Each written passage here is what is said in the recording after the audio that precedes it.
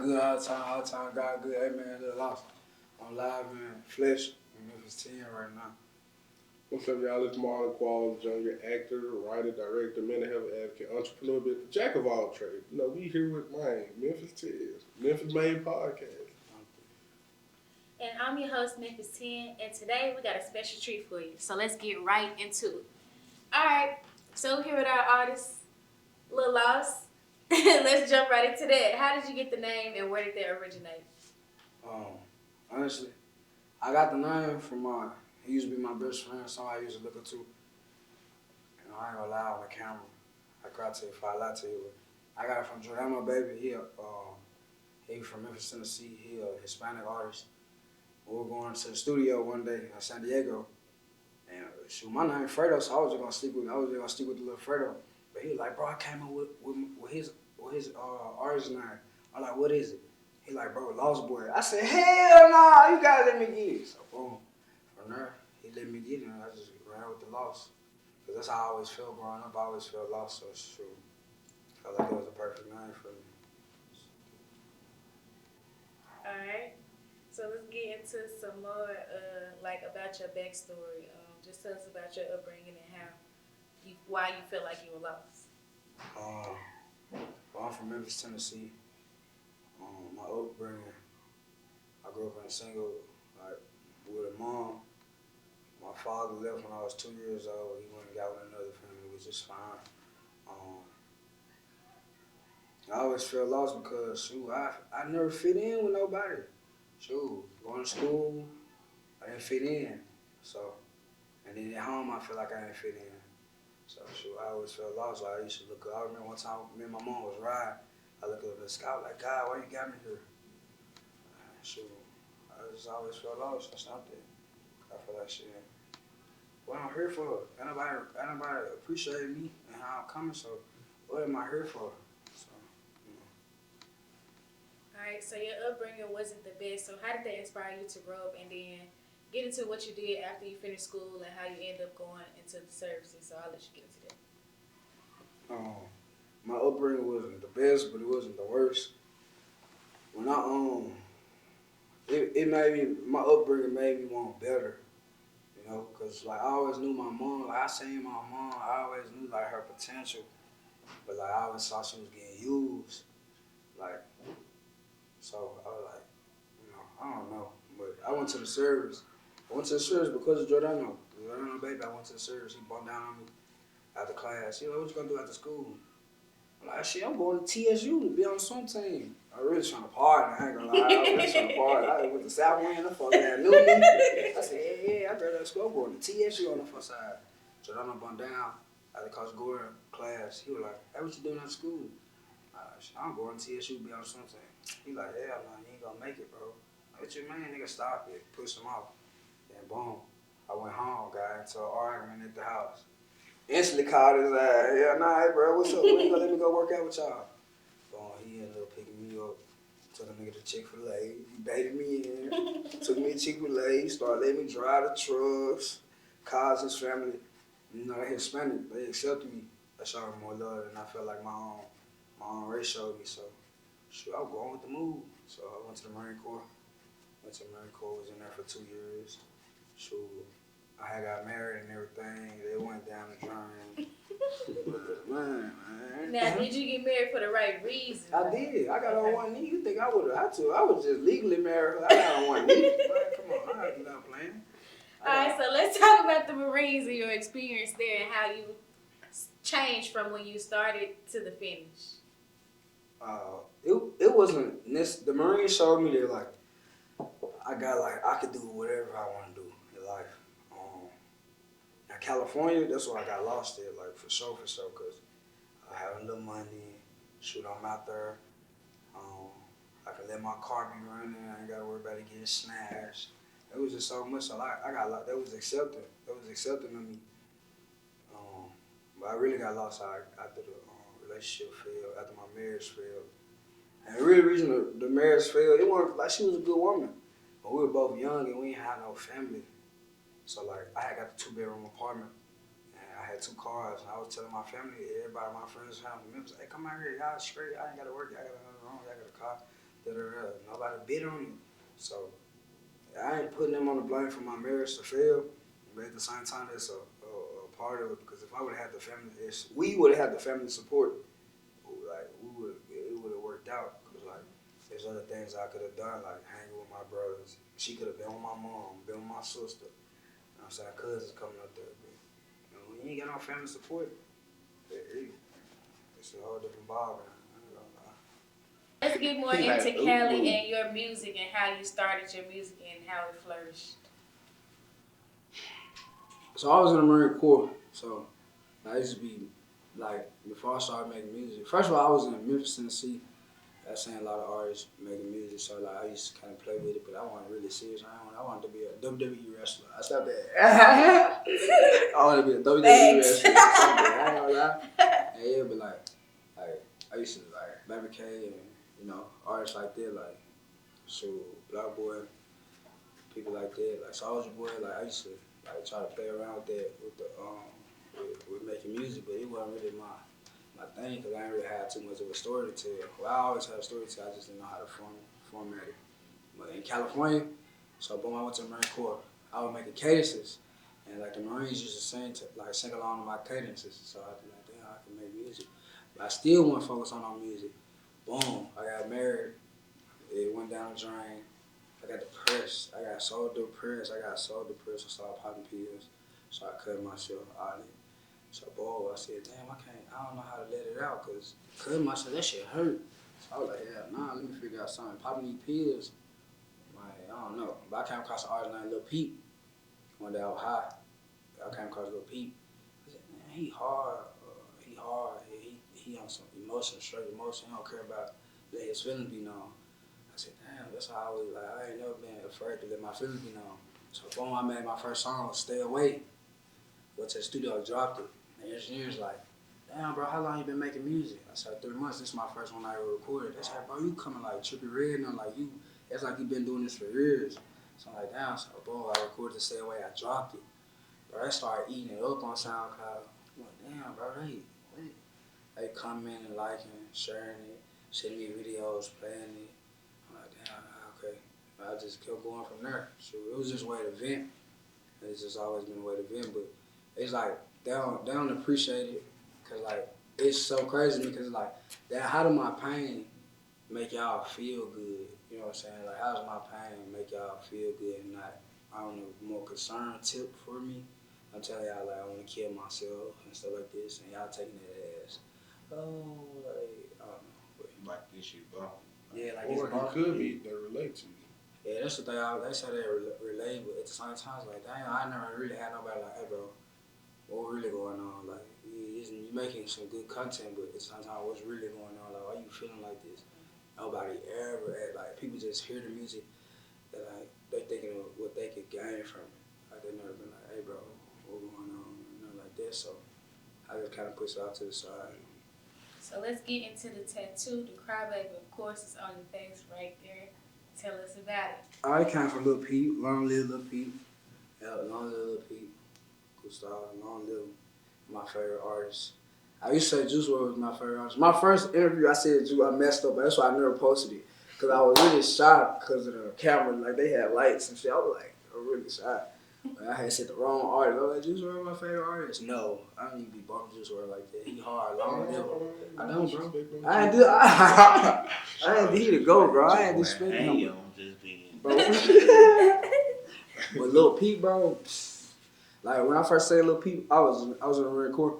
I was on Snapchat, and he had passed away. And I seen a lot of people crying, like a lot of women crying. I'm like, what is y'all crying for? Then his picture popped up. I said, man, y'all tripping, y'all crying over this, man. Then I got depressed when my marriage failed. Boom, as soon as I got depressed, man, I was sitting in the marriage room. Then my song "Awful Things" came on the TV. I got to crying so hard. I said, oh, he too tough. He feels just like how I feel. I went and locked myself in the barracks room for like 3 days straight, both him. Oh, no. But he helped me through my depression, though, for sure. But that's why I got the Crybaby tattoo. I would have never got it if he wouldn't have helped me through my depression, and if he wouldn't have passed away. I got to try to keep his legacy going some way, somehow. I'm trying to. All right, so let's talk about when you came back from the Marines. Let's talk about it. Let's get into it. My Lost had the Mercedes C350 2010, and I had a badge up from Cali in the car with me. Oh, I'm lost. I'm so lost. Stop it. Came back to Memphis. I think I kicked out the Marine Corps in 2019. Came back to Memphis. I know where to go. Shoot. I know where to go. Everybody that I have been doing for and helping out, nobody, I know where to go. So that's how I be for sure. That's how I do. The people you be there for, when you need them, they ain't there. So that's why you gotta be mindful who you be good to. I be good to everybody because I never know who's gonna be good to me. Something. I don't be mindful. I just, everybody get an opportunity. Shoot, I ain't gonna lie, how I be rocking. Everybody get an opportunity. Something. Probably even more than one. If I know they ain't trying to harm me physically, they get more than one. If it's some stuff that we could correct, like, cause some people not know what they do. Something. Like some people were not raised, how I was raised. Another thing, one thing you just can't expect people to have the same heart as you. Something. Right. But get back into how you got back to Memphis and then, He running from there. Yeah, I'm trying to right now. I'm trying to stay. We ain't running from there. We landed all out. You right. All right. So how I got back to Memphis? Shoot, my you don't mama. have to say too much, but get into it. I got back to Memphis. I drove all the way from Cali to Memphis. I went from Oceanside, California. I went to Arizona. I went from Arizona because I had the woman in the car with me. So every door I had open for me got shut because I had this woman. But I was rocking shoes. She can't come around. I ain't gonna lie, I love y'all, but you're not in my lady now. So, I drove from Oceanside to Arizona, from Arizona to Las Cruces, New Mexico. Stayed in Las Cruces, New Mexico. I left Las Cruces, drove all the way to Memphis. When I got to Memphis, I didn't have nowhere to go. So, with that being said, like, my girl, my ex, she's from Virginia. So she had family in Virginia and stuff. So she went to Virginia. I let her go to Virginia. Well, she went to Virginia, and I went to Nashville, Murfreesboro. Worked there with my cousin Brian. Went to Murfreesboro, and after that, she was like, "You can come out to Virginia to My pop said you can come out to Virginia, get your life together, and start working and stuff." So shoot, jumped in college, drove 12 hours to Virginia. Got to Virginia, her pop. Now you're trying to come talk to me. None of that. So I'm out of Virginia, sleeping in the car. This for months and months, hoping I blow up, hoping my music do something. I'm making a song every day, but 2-3 songs I'm trying to get. I always hear some views though, for sure. Trying to promote. She was always helping me. She was the reason I started really pushing my music. Something at the same time it was my downfall because I knew I was supposed to be saving up before I got kicked out the Marines. She was like, "Nah, go ahead and start shoot some videos because you never know when you're gonna be back in Cali." So I'm like, "Son, I'm on." So I went full ahead. But when I got back to Memphis, I had nowhere to go, so I left Memphis. Something. Then I came back again. And what happened the second time you came? I got locked. Stop that. When I came back, I got locked. Nah, when I came back. I got kicked out the Marine Corps in 2019. I came back to Memphis 2019. I left Memphis, came back in 2020, caught my first charge, and I left Memphis again and caught a charge in Nashville. Then when I came back to Memphis, I got locked and I just got out. I got locked for 3 years. I got locked from 22 to 2 months ago to 2025. So, because I had nowhere to go. It wasn't like I was like stuff that went on. I was trying to figure it out. Something. So, I was trying to figure it all out. Trying to put it together. So I want to touch on some points that you talked about. They say the black man is not really loved unless he has something of value to give. Do you feel like that's true? Yeah, for sure. Especially within our race. Heck, shit. Not just with relationships, like family-wise too, though. Yeah, for sure. Yeah, for sure. Cause like when I was getting it and when I had something to show, favorite son, big brother, favorite best cousin, friend, favorite. But that's only because I had something that I could give, I could offer. But right now, it's none of that. I can't. It's none of that. Right now, it's none of that. But it's cool. I still take it. You know what I'm saying? I still take it and work with it. And nobody owes me nothing. That's what I understand. So, even though when I get myself together, I ain't gonna be the same way they is. I'm still gonna give it to them. Cause like, that's what I'm here for. I ain't here to be selfish. So, yeah. Look, you can't continue to give who ain't giving to you. Like, for real. Like, that's the only goal, man. So far. People, they ain't gonna love you for your heart or for who you with. They gonna love you for your hand. Yeah, it's sad. So they gonna continue to feel that they can treat you this way or do you this way because you still gonna give. Nah, but I'm doing it from a long hand spoon this time. I ain't gonna do it like it ain't gonna be no like. You gotta help who about helping 7 you. states over. Yeah, it ain't gonna be like they can get in direct contact with me. It gonna be like, hey, go drop this off, boy. Hey, give this to them. Send my regards. There ain't gonna be no, oh, hey, man, somebody put me out. Send me some money so I can get something to eat. Bro, I had people call me, getting put out, ask me to send them $10. I'm sending them $250. My daddy. That's just how I be rocking. Like, when I got it to give, I'm gonna give, bro.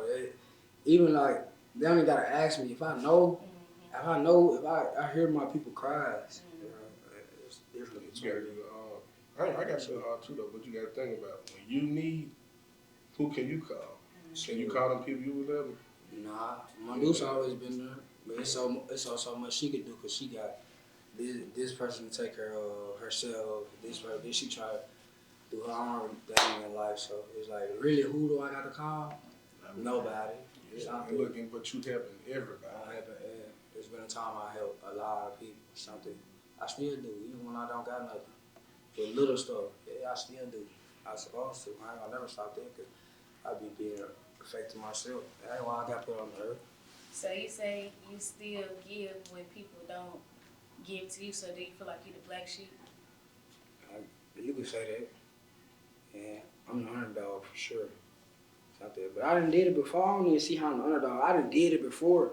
And I did it with, bro, I went to the Marines. Like, they don't even understand how difficult it is to make it through them 3 months. Coming from not being athletic to getting yelled at all day, waking up at various times during the night, hiking. My hips hurt right now if you think about hiking. Stop that. Hiking, climbing ropes. Seriously, bro, climbing ropes. I didn't know how to climb no rope and come down on rope. So in the Marines, is it true they push y'all in the water just to learn how to swim? That's true. I've been know how to swim. I'm saying, but is that true if you tell me you're not swimming? Your ass don't know how to swim. Your ass get sent back to your hometown. I'm just trying to see. Nah, but you Nah, but we had swim quad for sure. That's what, like, our platoon went from like 100-some people, 100-some recruits to like 40, because people didn't know how to swim. The recruits didn't know how to swim. I knew how to swim. I wasn't worried about it. I stopped there. I was gonna make it regardless. If I had me, what? Ooh. Let's talk about your 3 months. How is that, like, being away from your family that long and not being able to contact them every day that you used to? How was that on your mental? Hurtful. It really made me stronger. Like, I was like really sad. We'll go back to the loss. I was lost. I was like, damn, bro. Like, we were on like a little island. We were at Paris Island. So like, it's a body of water. Then like, you could look all the way over there and you see lights in the towns and stuff. So like, I'm like, damn, I'm looking. I ain't talking to my mom. I ain't talking to nobody. Like, the writing letters come in super late. I don't know if nobody writing me. I'm just getting yelled at. I'm going through this physical stuff, this mental. It was tough. The 3 months was rough, but it showed me. It was the reason I kept pushing. Like, me not being able to communicate with my loved ones was the reason. I'm doing this for y'all, bro. Like, it wasn't really for me, cause like, I used to be like, I really never cared about life, like, on my end. Like, if you really, back then, if you would have asked me, I did not care about living. So, what I was doing, and it's real, man, because I didn't have my father, so, and then, like, you know. So let's get into it. You said you were raised by a single mother. You didn't have your father. How do you feel like that affected you as a black man? It made me stronger. I'm way better than my pops. I don't live them, but I'm a beast. Like, I can show my child, like, I ain't have no children right now. I don't have no children. I can show my child wrong. I can show my child right. I can teach my child the difference from wrong and right. You know, I've been on both sides. Like, seriously, I've been on the government side, and I was just an inmate, so. Like, me not having my father, it was like the best thing that really happened to me. Cause like, I don't know, if I would have had him, like, my little brother, I love my little brother on my pop side. My drive different than my little brother. And my little brother had my dad every day. My drive is different. My drive is to take care of my loved ones, to support I'm not, staying in Memphis, Tennessee, like, Memphis is beautiful, but like, staying and just settling down in Memphis. it can be done like in a high rise part of Memphis, Tennessee, but like just settling down and just working a regular job and just not hell no. So I got a question for Marlon specifically, then for everybody. So how does you heard him just say he felt like him being incarcerated because he did not have a father was the best thing for him? How does it make you feel as a mental health active black man? How can we better give the youth, the black youth, a chance to I don't know, I don't know how to word it. How can we find a better avenue for the youth in the black community? Right, but him saying that, you know, he didn't need his father, that's what you said. I feel that Or no, how him saying the best thing that happened to him was him being incarcerated. That's a bad. I ain't say that, but that you took. You said it was one of you did say that. That's the best thing. Like seriously, like besides the Marine Corps, one shit. Like, well, yeah, he was good. I love the Marines, but seriously, being incarcerated was the best thing that ever happened to me because it showed me like I got to see so many different sides, like of poverty, of pain, of struggle. Like being in the Marines. So are you saying that in the way of like if You learned like your lesson. right, like I or learned you more saying than like my lesson. I learned a lesson from Everybody. others because Yeah. it's people that's 18, 19 just signed for 25 years. okay, get it, okay, now Stuff you like get it. that. So, Okay, like, gotcha. Yeah, see, I've never been incarcerated, but I've heard from people saying by them being incarcerated, it saved their life. Yeah, If they would have been it's out there, they would have been, seriously. they probably would have been dead versus Yeah. being in jail. But me, I don't think being incarcerated is a good place for nobody. It's not. I said it's not. Yeah, but, It's you know, not. from what I've heard, Isolation is the best for individuals. That's what he. But that's being what he took incarcerated is not. Like being incarcerated is not the way. But being isolation, but sometimes incarceration is the only isolation for an individual, to get your especially mind right. especially an individual like this from the struggle. Like, shoot, that's like they get forced. Cause like, I'm out, you out here doing what you want to do, and you got the option to isolate yourself. And 9 times out of 10, you're not gonna do it. But if you forced to isolate yourself, they're like with the military. They force you to isolate yourself from people that like don't have anything going or don't. You know what I'm saying? But isolation is the best thing. Incarceration is not. So do y'all feel like we need both roles in the household? Then hearing that we need the man and the woman more of that in the black community. Well, if the man gonna get that child what he really need, because you know sometimes, like my father, he been in my life, but my mama pretty much raised us, you know, as a single mother, and she did a good damn job. No doubt. So, but I still believe in the black community. We do need both parents because some things the mama can't teach you that the daddy can. But only if the daddy gonna teach you what needs to be taught. If he actually gonna stand up. Yeah, you're right. But we gotta salute to single mothers though. They don't For get sure. enough credit. They don't get enough credit because They you gotta look don't. at being a single mother. You know, bills gotta get paid. Kids need clothes, shoes. You know, supply, doctor's appointment. They making all that happen on top of what they deal with mentally that they don't talk about or have nobody to go to.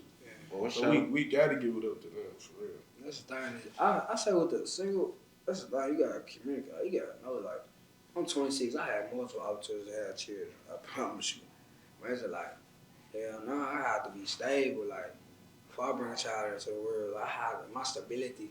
Man, I say that because like, if I'm not stable, like with materialistic things, it ain't no way like I'm gonna be stable mentally, like to raise no child or something. Like I could be a single father all day, but I gotta be stable. Like, mom, dude, you can go live your life, give it to your new man, cool, whatever. I salute you.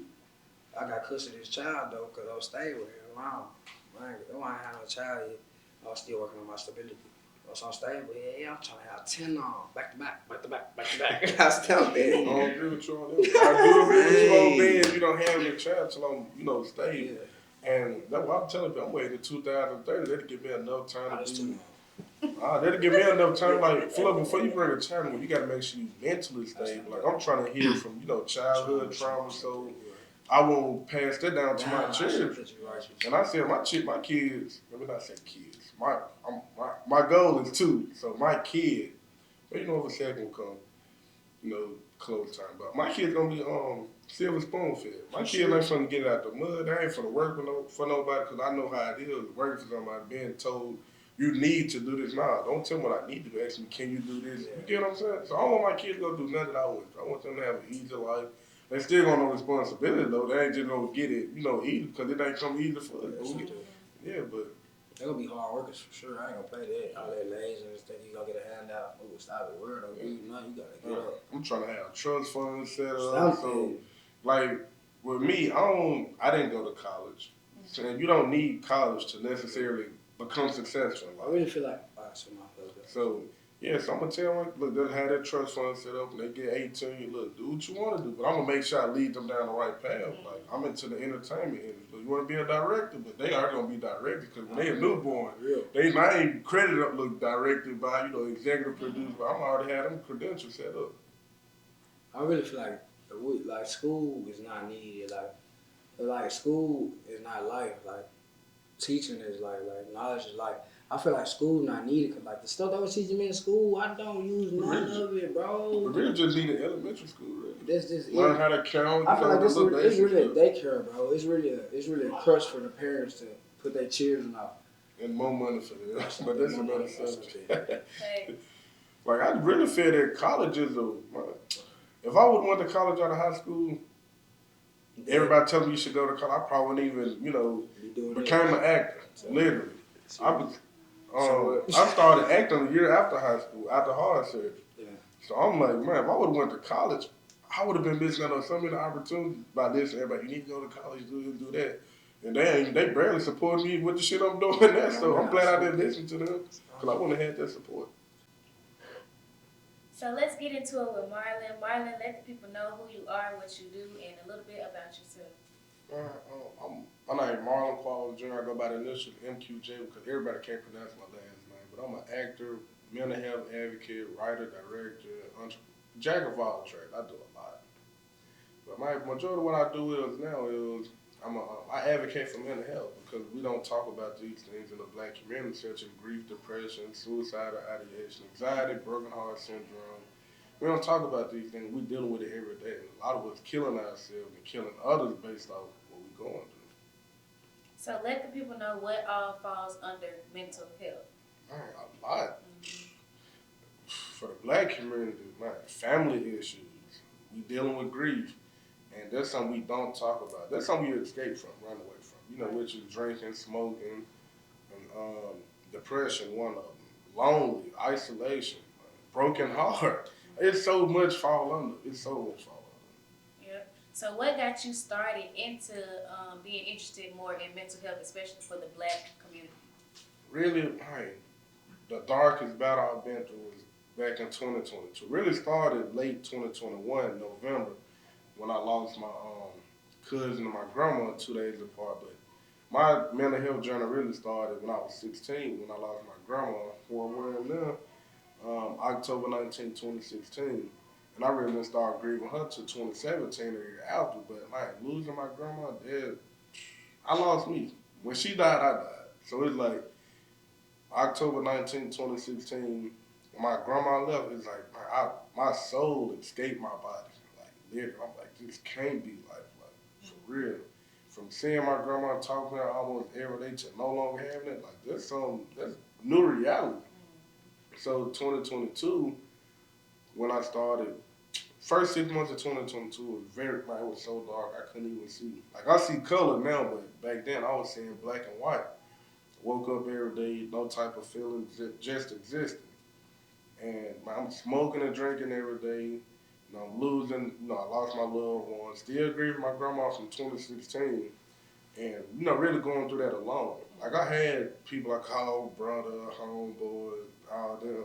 They really weren't there for me, but when it was time to smoke and drink, I got so much love. I got so much people, because they know you smoke with me, look, I'm providing. They'll provide sometimes, but majority of the time, I'm providing. Because it's like, I wanted people around me. I wanted that company. We gonna eat. I'm gonna cook or I'm gonna go buy something. So it's like, okay, he got it going on. But so one, I had to just sit and realize, damn, when they leave, I'm back with these tears, these feelings, these emotions. Like, what the hell y'all letting that? Man, I pick my phone up, got deleting everybody contact. I'm like, fuck this shit. Fuck, they called it, they popped up to the house. I'm watching them on the camera. Like, this shit dead. Yeah. So, but learn, going through that whole 6 months straight, suicidal thoughts, grief. I'm talking about smoking every day. And every day was a bad day for me. It's not like today bad, tomorrow good. That shit was bad every day. Like, every day I'm fighting to stay alive. Smoking, drinking, like about 6 o'clock in the morning, I'm at the cemetery. Like, sometimes I'm up a whole week straight just smoking, drinking. Like, my thoughts, my heart hit, my heart hurt.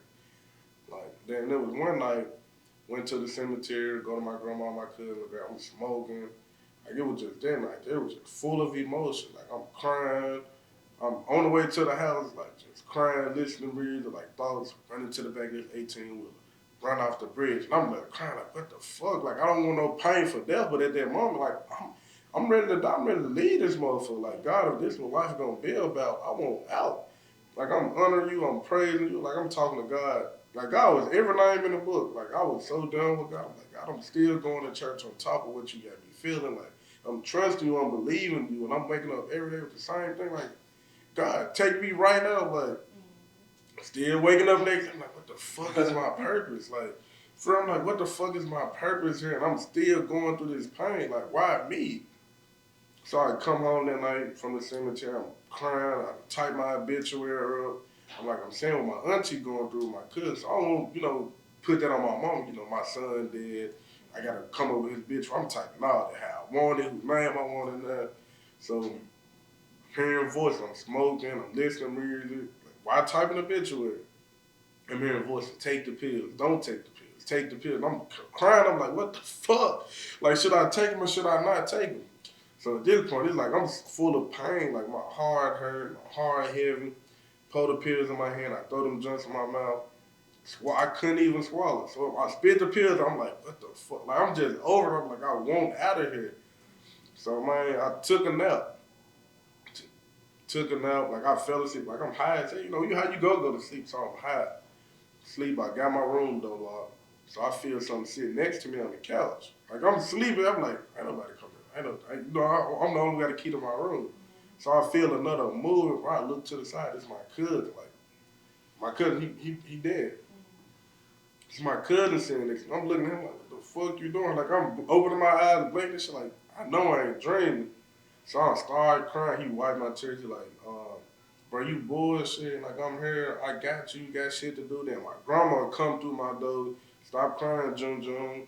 Grandma here, like, getting that feeling from him. Like, I gotta get this shit right.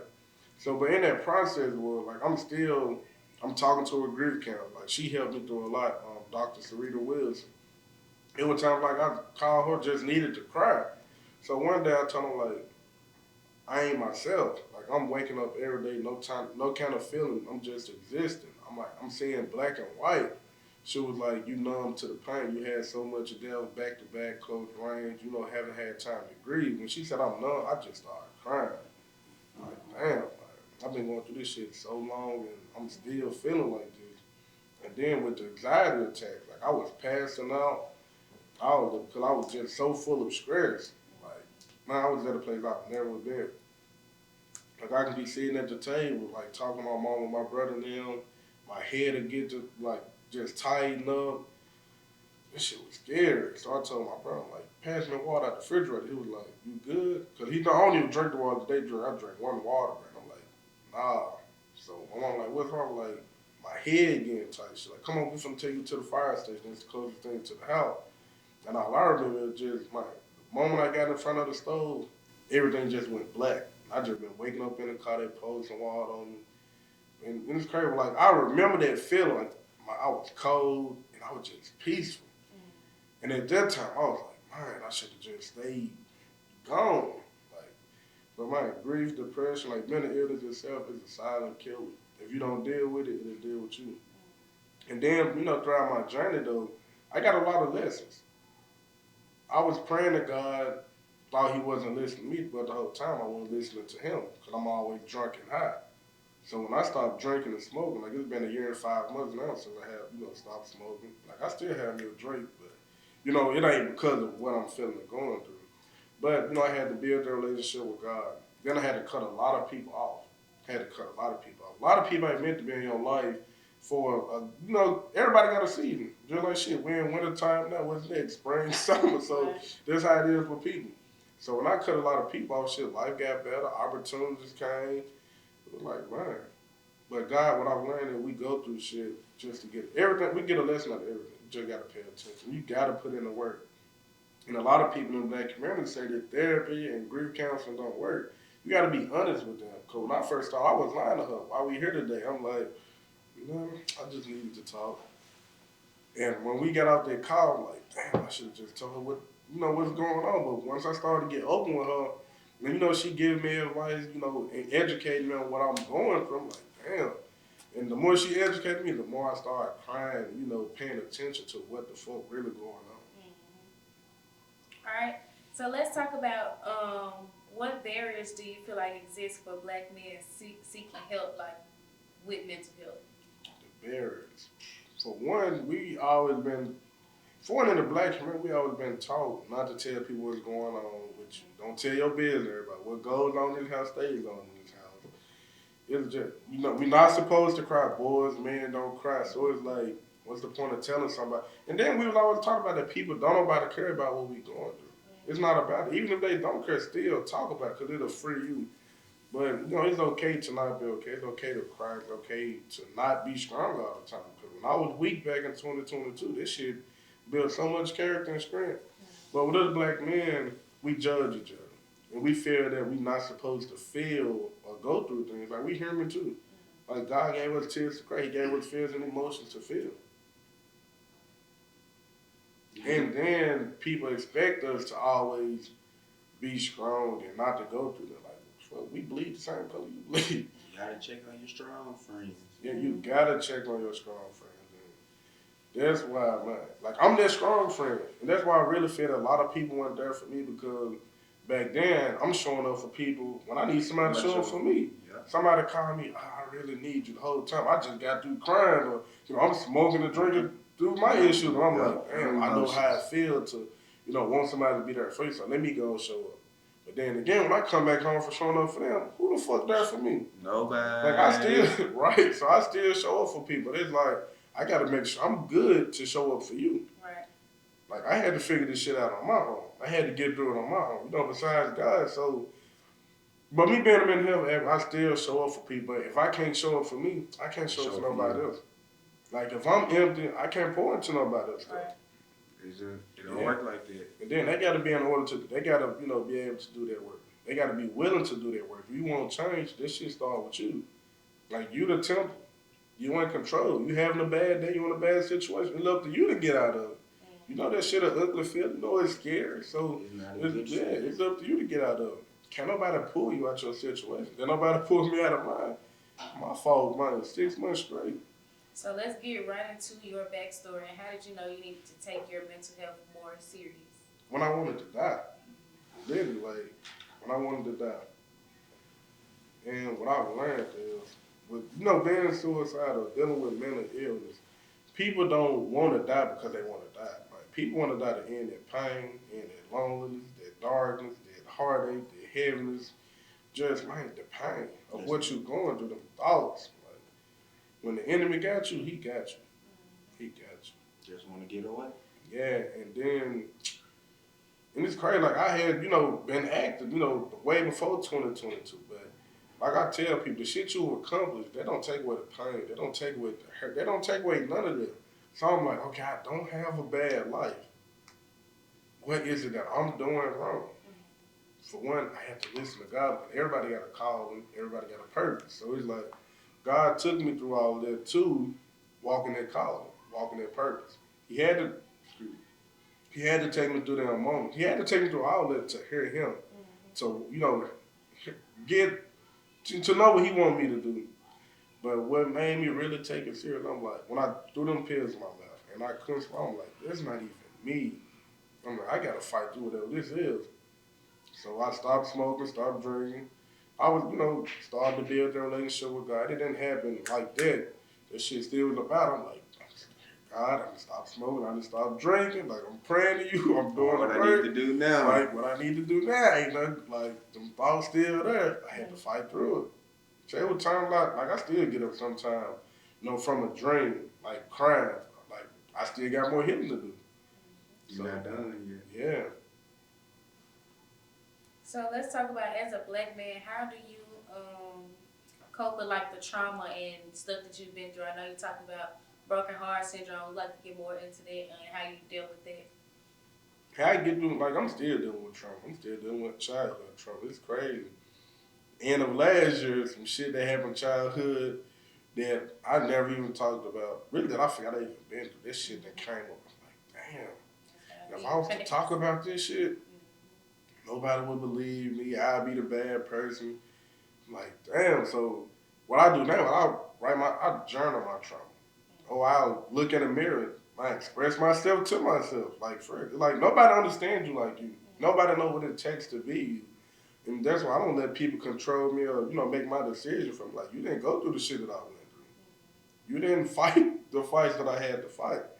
And with broken heart syndrome, broken heart syndrome affects part, of your heart, your heart muscle, the way it pumps blood and like heart palpitations. And it also make you like pass out in a way, if that makes sense.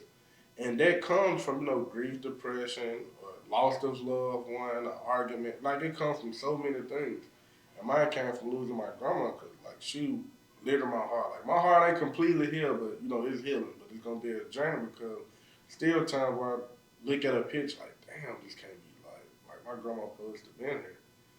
But, and that's something that's not talked about in the black community. Like, a part of broken heart syndrome, like, couples that been together 60 plus years, 50 plus years, and, the wife dies. And the husband, he died right after. The man died from a broken heart because his wife gone. He spent all this time with her. So do y'all feel like y'all emotional experience? Get up. Get up. Yeah. Yeah. So You do get y'all... that on camera. Oh God, like this camera right here. She looking like, what the fuck? Mm-hmm. So do y'all feel like y'all experiences and even childhood trauma as black men are overlooked because of the stereotypes that are put on y'all? Like, you can't cry, you gotta be strong, you gotta be the provider. I mean, everything dealing with mental health or mental illness in the black community is overlooked because nobody want to talk about what's going on the inside. Because so when we so judgmental towards each other when we all going through something or similar, we just silent about it. So there's no need to be ashamed. I mean, life happens. I mean, we can't control life. Life don't come with a damn instruction guide on how to navigate through things. Shit, you learn as you go, and I'm still learning. I'm still learning a lot of things. I'm still learning things about me. But everything is really overlooked in the black community. Like, we gotta talk about what's real. Everything's so Scripted. Try to be at least.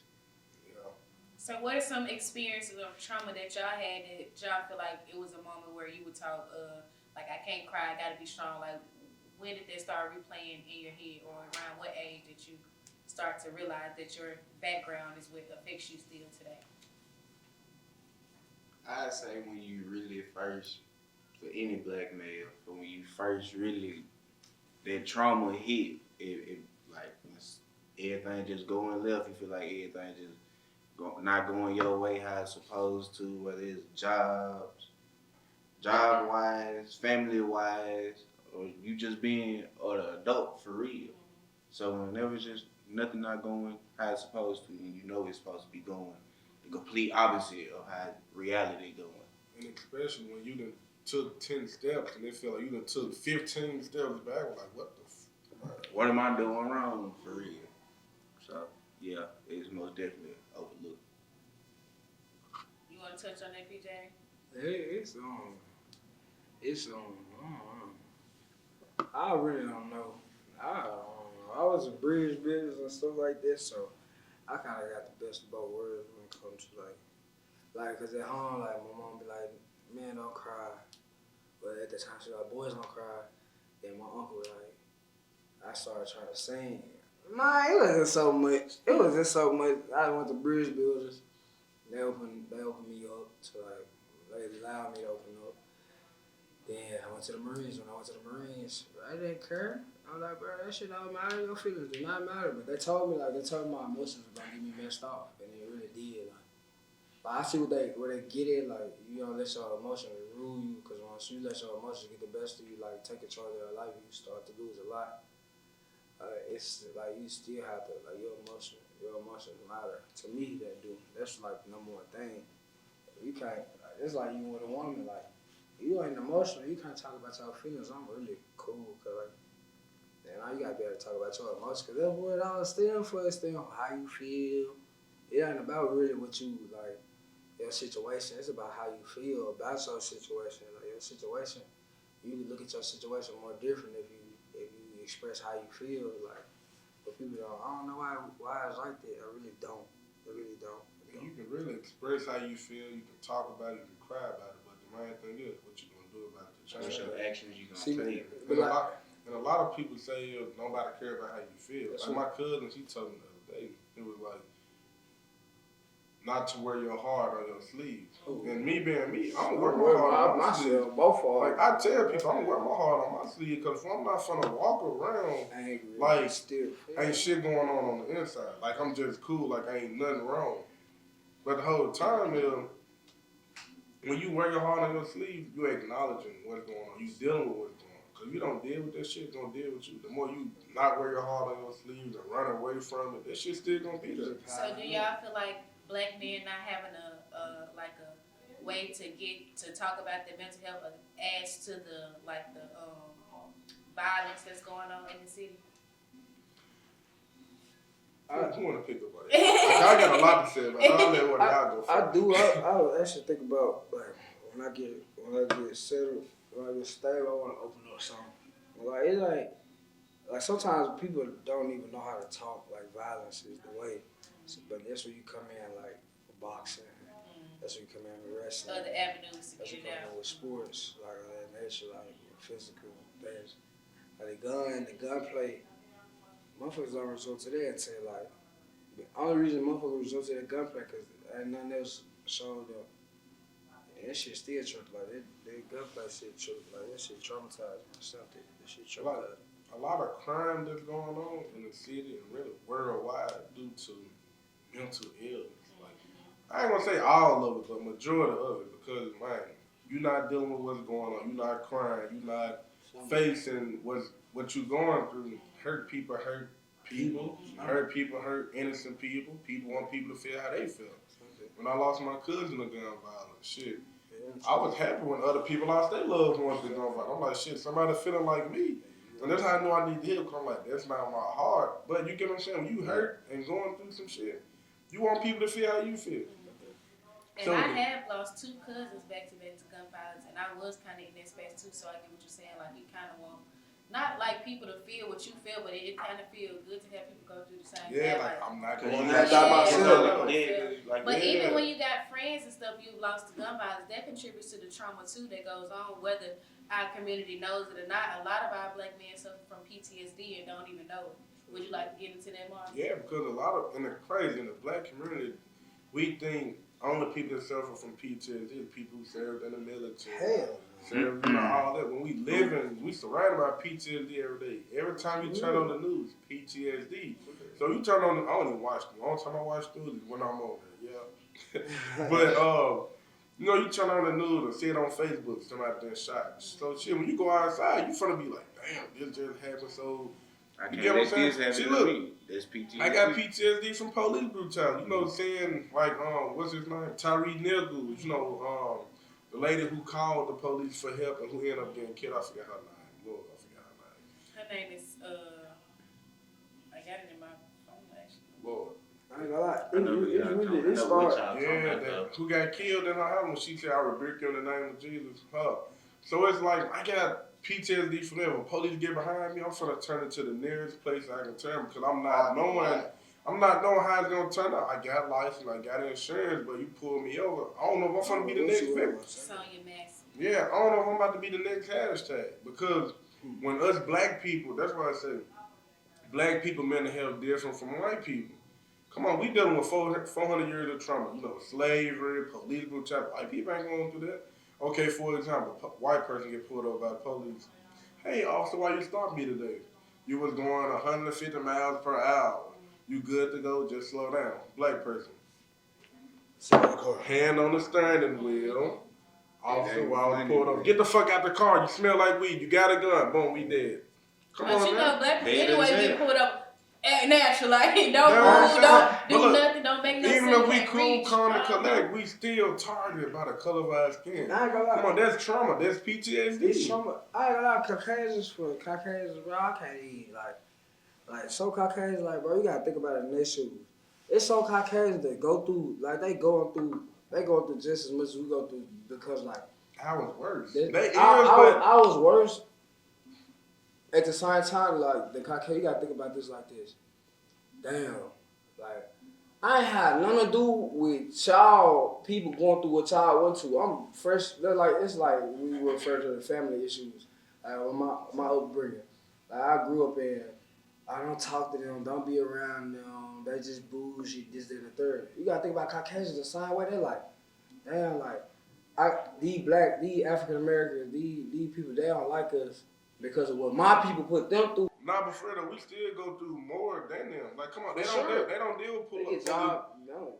Look, for them, they don't deal with police brutality, mental health. Their mental illness different from ours. Come on, look, we're gonna get real on this motherfucker. Come look, the camera's rolling. Look, I can't look. You know what? Go ahead. Camera's rolling. Camera's rolling? Yes, go ahead. But I'm gonna just keep it real though. Camera's rolling? Yeah. Nah, but look, like, white people, they mental health different from, like, they everything, okay. White people, they don't deal with police brutality. Yeah, they deal with grief, depression, but it's different. They got resources. We don't. They can afford it. We don't. They talk about therapy and all that. We don't. When we lose somebody, one of our loved ones died, first thing we finna say, oh, we finna get drunk, we finna get out, we finna turn up for them. So what we going through, we already escaping from reality, what needs to be dealt with. Nobody say, oh, we need to talk about therapy, we need to talk about grief counseling. Versus like white people, after they lose their loved one, they don't go back to the cemetery, they go into therapy, and when they get there, ooh, I ain't gonna even say what I was finna say, because I got, I'm in business with white people, but yeah. That's not bad. Yeah. I feel you, that's something. Yeah, so look, they don't go through They it. got different avenues. Damn, they family not departed as ours. Some of them be departed, but ours not. Come on, white people, a white person struggling, they family's gonna come to help. What? One of us They struggling. locked up. They gonna go right home him. You know, Junebug, he just lost his mind. Look, Like that. girl, guess what? Big Money just called me. Asking for $50. He just had all that money. Look, white people ain't doing that. Look, they finna send their deposit. They finna wire their money. They finna get it said. What's the number or something? But we ain't finna talk too much down on that black people. But hey, we gotta talk about these conversations. It's what's going on. Yeah. Be around to see. And another thing, I feel like it come from our PTSD still for being abandoned. Like we trying to abandon, like to be abandoned. Like with our feelings, we abandon those. Like some people like. Or you're taught to run away from them. Yeah, you taught to run away from it. That's abandoned. When you leave something, when you neglect something, that's abandoned. Like. Do they teach y'all to never leave a man behind? In the military, yeah, but not in the Marines. That's bogus. Your ass still getting left behind. If you ain't getting with the program, you getting left or something. But hey, yeah, like a lot of women go through that abandonment issues with their mothers. A lot of young men go through that with their fathers. Your brothers go through it. Friends go through it. It's abandonment. That's what it all still for. Being abandoned. It's not that so a motherfucker be like, my mom. I be seeing posts. Everybody be like, it really be with the Scorpio. They be like, man, I deal with my problems by being alone. Mm-hmm. Yeah, no, that ain't the right. You don't deal with your problems, but you don't heal no pain. I'm the same way, though.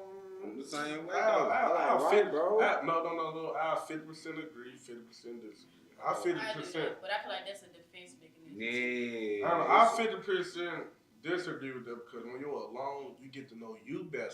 You can't, and then again, you surrounded by so many energy, so many people. You can't hear God clearly because you surrounded by so much noise and energy transfer. Like, for example, if I ain't got energy, the saying right here is great. Like, it's great. So, for example, if he was, coming here with a, fucked up mood or all of that, like, we'll feel this shit. So, that's how energy transfers. So, if you already going through depression or whatever it is that you're dealing with, somebody come around with their problems on top of what you're doing, that shit's gonna make you like fucked up. Or even if you uplifted, and a person come around with fucked up energy, like you gonna feel this shit. It's draining. And then like man, I went through my journey, like went through this shit pretty much alone, but I had about 3 people I can call. It was probably 5, but don't hold me. But 3 people I can call. I'm talking about late night cemetery rides, you know, just to drive and smoke, or you know, just there for me. Yeah. But I ain't put too much on because I'm looking at like shit. What I'm going through, everybody got their own thing. But mine, 50%, like I ain't like being alone, going through some shit. Like if you got a strong mind, I'm gonna put it like that. If your mind not strong, you don't need to be alone. I'm glad I had a strong mind, but being alone, you really get to learn yourself better, learn your triggers, knowing what you need to do, versus surrounded by people who gonna encourage you, man. You just might snap out of it, might hit this. Like, nah, sometimes you just need to sit with those fears and emotions and might accept and feel what you're going through. It's for real. Yeah, So y'all feel like y'all use drugs and alcohol as an escape from y'all problems? Yes, it's a coping mechanism. Yes, Yeah, I believe so. Yes, it is a coping mechanism. It is. So. It is, but that's not a good coping It's not. mechanism. It's not an escape, bro. It's not an escape, but that's what it is used For for. me, It's an escape for the moment. For me as an artist, it ain't need for like I was not using it to escape. Like at first I thought I was using it to escape, but it ain't going nowhere. Like it's just bringing it to a head. Like it's just bringing it to a point. Like it's from the pop. Like that when I got suicidal, bro. Like when I was getting high, like it made me like realize like damn, bro, she really cheated on me, bro. Like I'm really trying to. Damn, my daddy really went there, bro. Damn, my dudes really want valuing me, loving her, like shit like So that. it really started to bring up. It bring it to the light. Yeah, Look, that's not. It's So It's you not a said- bad thing for real. And then you said you were popping pills, so when you got to that point, how did you snap out of that, get out of there? I really, you want me to be truthful? I'm gonna be truthful. Yeah, we being real. I really just like a couple days ago just said I'm done. Like seriously, like see, I grew up on medication, so like I was forced to take medication. I was diagnosed with ADHD and stuff like that, depression and stuff like this. So I was forced to take medication. I was already high at school, and I didn't even know I was high. Like so, like I kind of got used to like being dependent on pills, on medication. At the same time, I seen like when I was taking my medication, I seen my behavior and my work ethic like switch up. Like I go from getting U's and N's to E's. I go from getting D's and F's to A's and B's because like honestly, in reality, like I don't need it, but it helps balance me out. Like the proper medication, drugs don't help it. Drugs send me overboard. But like the proper medication helps me balance it out to like where it doesn't take too much away from my personality. So you feel like you needed the medication? Yeah, like I'm finna go to the doctor in a couple days. Yeah. So Marlon, let's talk You about think you that. need the medication? I don't need it, but it's a help. Oh man, that did it for me right there because man, when I tell people, I'm vulnerable as hell. But when I tell people, bro, I can't speak for everybody. From my experience, we don't need medication to deal with mental illness. Like, bro, I'm telling you, like I told you, I battled 6 months straight, suicidal thoughts, I'm talking about grieving, depressions, sometimes, like, just surviving off weed and alcohol, no sleep. Like, these pictures right here, like, every last one of them pictures, I was either drunk or high, bro. And that's why I got them on balance to show parents that mental health has no look. Your people can be suffering, ready to leave here, but you won't know due to drugs and alcohol. And, bro, I went through all of that. Lakeside, medication. Like I talked to a psychiatrist. First thing they said, I'm thinking about putting you on these meds right here. Yeah, I'm like, okay, yeah, that'll work. Prescribe the meds, they never take it. So I'm like, bro, if you're gonna take medication that you prescribe, you might well smoke weed. Cause the weed gonna do the same thing that the medication ain't gonna give you. Once that medication wear off, the problem's still there. Once that weed wear off, the problem's still there. So what's the point? Why you go to the gym or something like that? Yeah, that too, and that's why they be so quick to put us black people on that medication. Because one, they know we don't talk about it. They know we don't go to therapy. And the more medication they prescribe out, the more money they make. So that's why I don't get the support from the city of Memphis, these elected officials on what I'm doing, because they know it's going to stop a lot of money, knowing how to heal properly. All you need is, for one, you got to cut a lot of people out your life. For one, you got to acknowledge what you're going through, accept it, deal with it. talk and get professional help. Can And you give us some resources to the professional help? professional help. I'll give, for one, Me? hold on, us, nah, being real. For one, us black people, we need culture competent therapists. We need a therapist that look like us, cause don't nobody understand us like us. Nobody went through the trauma, go through the trauma, and got the history like us. You know what I'm saying? So we gotta, find a therapist that look like us. And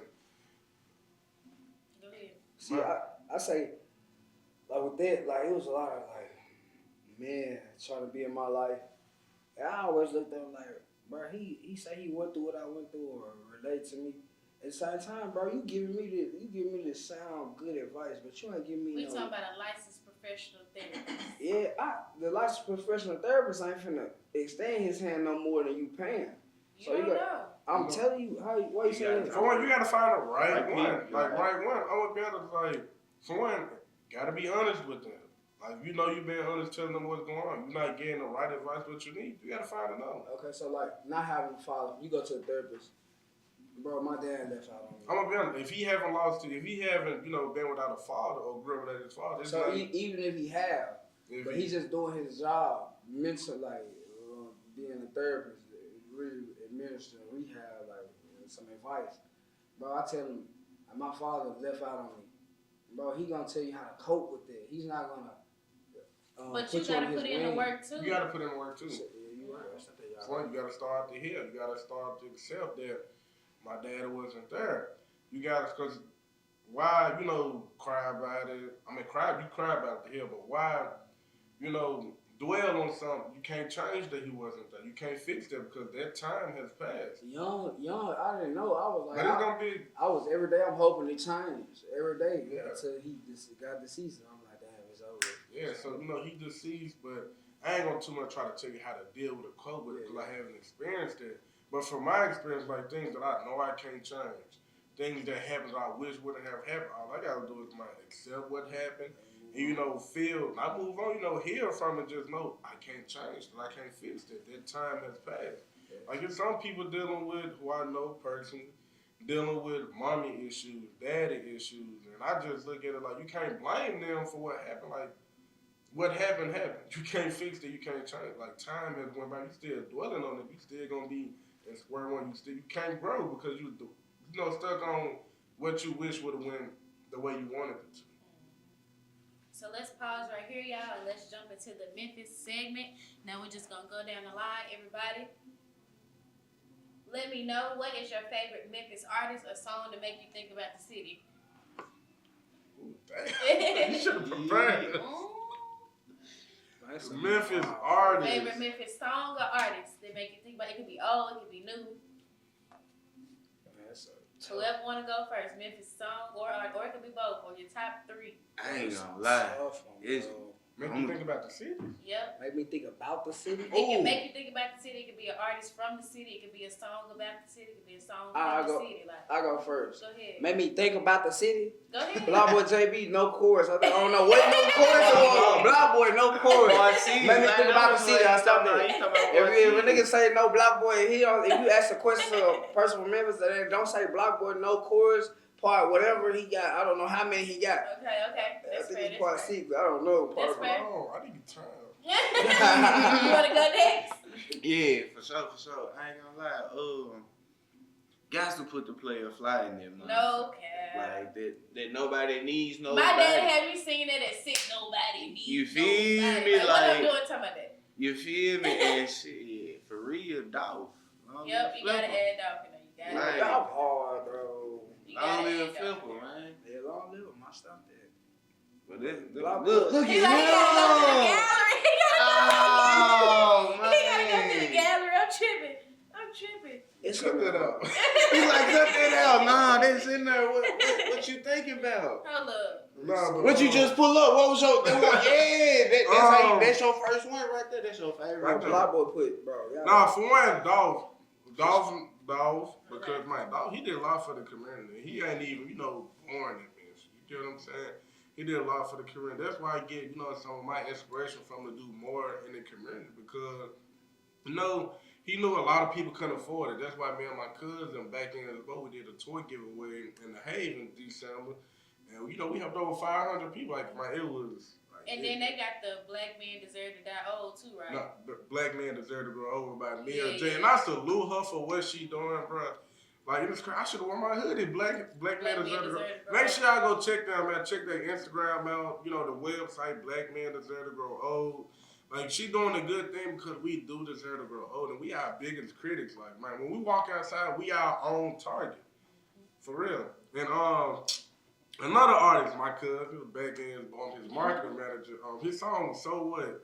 I'm getting money, I don't care who don't like me. And, you know, Memphis, you getting money. A lot of people ain't gonna like you because you getting money or you know, on the road to success. Like, man, just do you and don't care who don't like you. And, you know, God gonna send the ones who meant, you know, to be a part of your journey and support you. No cap. So we gotta get into our favorite Memphis foods, y'all, that you can only find right here in the city. Like if you bringing somebody to the city for the first time, what's the first spot you going to? Anything wings. And no Smackers. No cap. Smackers. Anything wings. Anything wings. Like you can go to other shit, they wings is not coming like Memphis. Like this shit be so bland. Like it be look the chicken. Ain't no season on the chicken. It just be you just taste the sauce. Like what the fuck is this?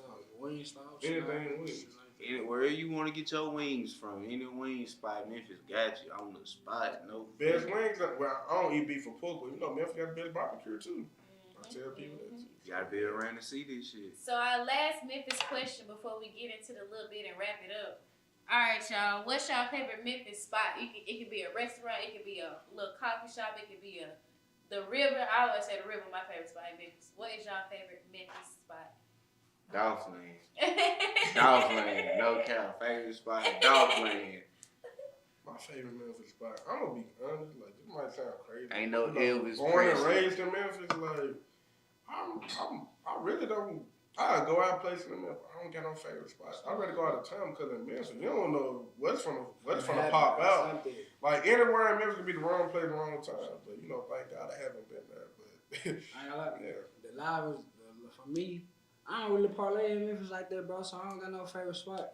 At the same time, the wood chase, I something. Like the wood Memphis mall is trash. Yeah, they trash, bro. But at the same time, the wood chase, bro. Cause He like you can't go wrong. Stop it, you can't go wrong with the wood The chase, best thing bro. about the malls now is the food. Like Southland Mall, American Deli. So right now, Marlon is gonna give a message to the youth. Man, to anybody out there that's dealing with any type of grief, depression, suicidal thoughts, no, it's okay to not be okay. You're not alone. And your feelings are valid. Just don't, man.